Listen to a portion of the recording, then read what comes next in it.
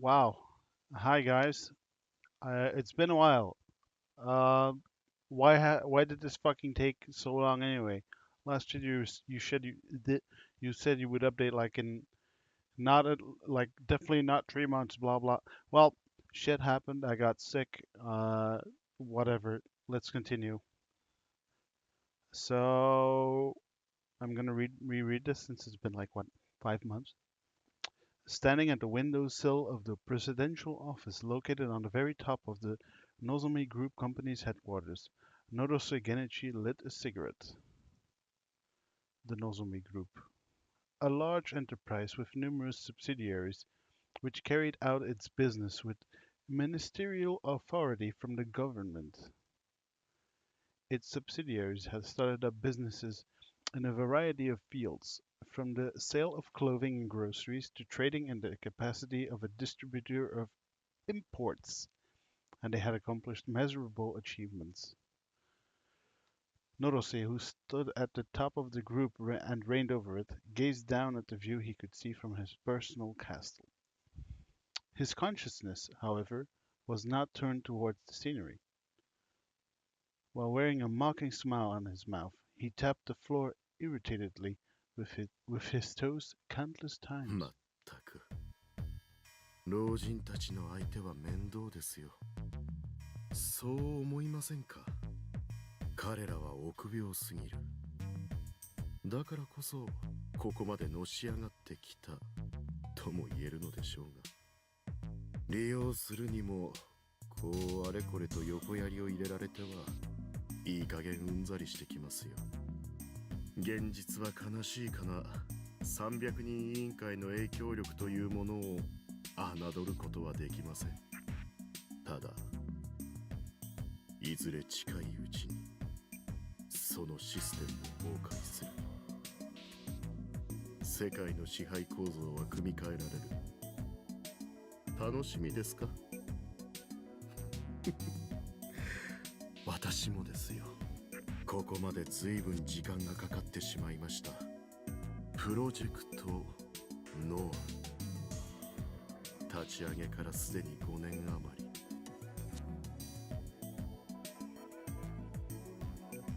Norose walked up to his desk.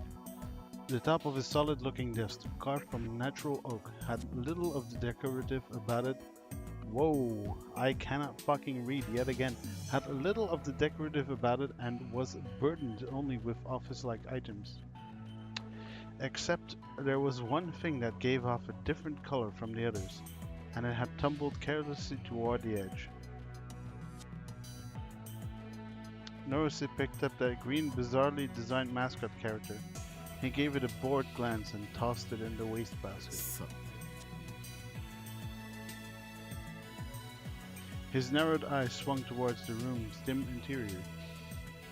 The moonlight from the window didn't reach the depths of the room. A faint human presence could be found there. 君がギガロマニアックスだとは思いもよりませんでした。どうやら神すらも私の味方をしてくれているようだ。君のサンプルを取らせてもらいますよ。何？怯える必要はありません。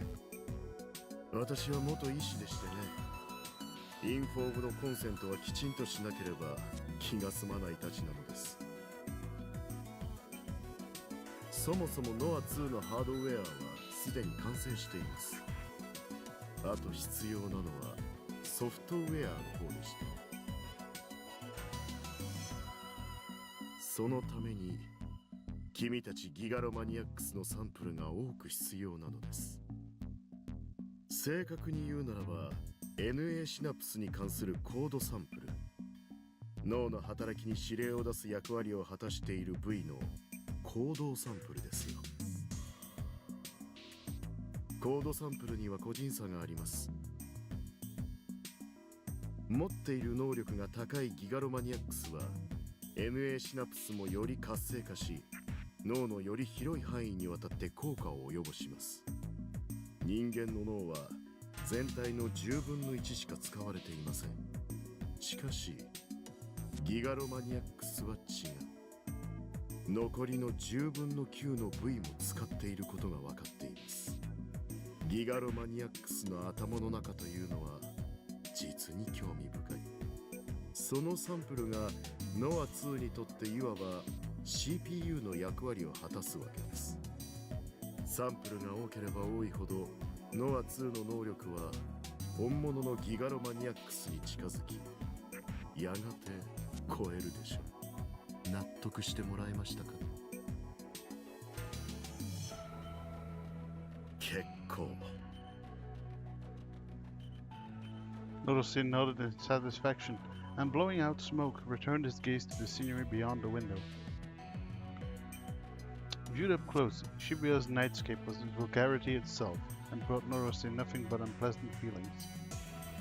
However, he usually thought to himself that he'd give passing marks to the view from somewhat separated places like this building.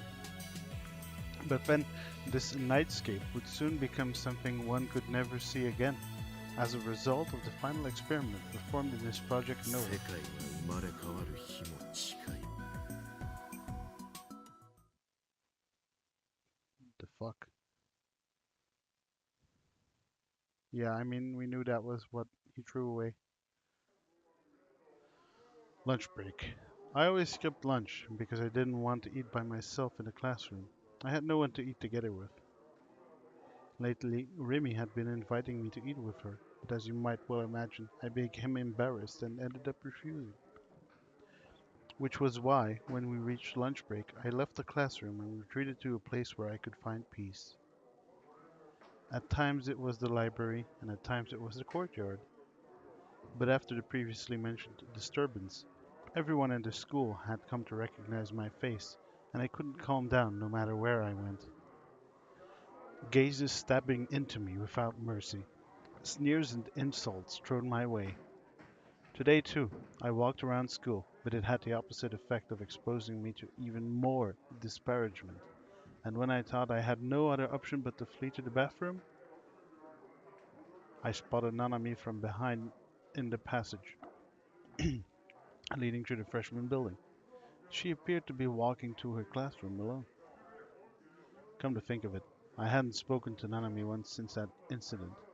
I'd avoided bumping heads with her all week long, because I hadn't known what kind of expression to make when I saw her. I was the worst kind of brother, one who had prioritized my own life over hers. It was no more than a miracle that Nanami had been safely released. I hadn't done a thing. Maybe Shogun told Nanami it was my fault he'd abducted her. If so, she'd definitely be furious at me.